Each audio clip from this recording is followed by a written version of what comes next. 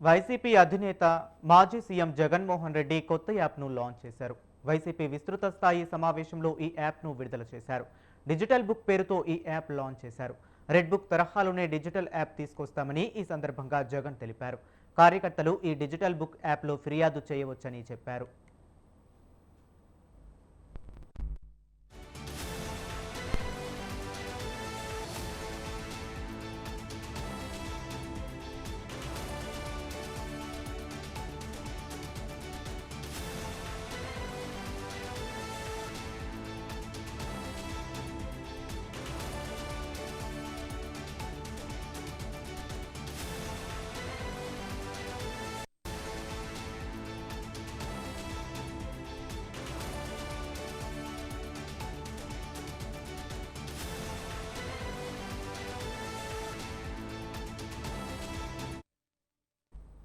YCP రాష్ట్ర స్థాయి కార్యవర్గ సమావేశంలో జగన్ కీలక వ్యాఖ్యలు చేశారు. గత 5 ఏళ్లు వాలంటీర్లకు ఎక్కువ ప్రాధాన్యం ఇవ్వటం వల్ల నష్టపోయామనే భావనను వ్యక్తం చేశారు.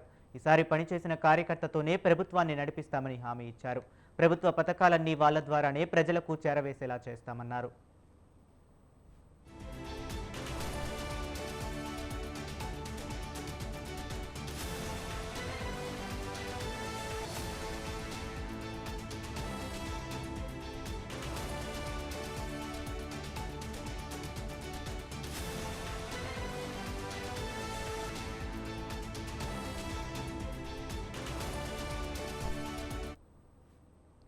గతంలో వాలంటీర్లకు ఎక్కువ ప్రాధాన్యత ఇచ్చి గ్రామస్థాయి, మండల స్థాయి కార్యకర్తలు, నేతలను విమర్శించడం ద్వారా నష్టపోయామనే అభిప్రాయాన్ని పరోక్షంగా అంగీకరించారు.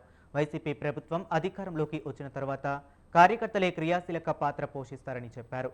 కార్యకర్తలకు ఇన్సూరెన్స్ లాంటివి కంటే ఇంకా ఎక్కువ చేద్దామన్నారు.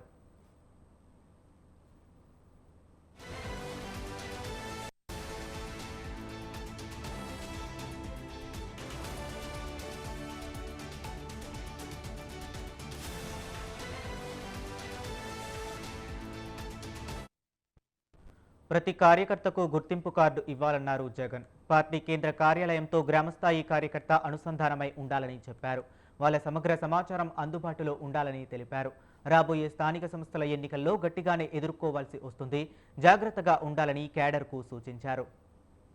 స్థానిక సంస్థల ఎన్నికలకు అందరూ సిద్ధం కావాలన్నారు. డిజిటల్ బుక్పై ప్రతి కార్యకర్తకు, నాయకుడికి అవగాహన కల్పించాలన్నారు. క్షేత్రస్థాయిలో పార్టీని బలోపేతం చేయడందే నేతలతో చెప్పారు మాజీ ముఖ్యమంత్రి జగన్.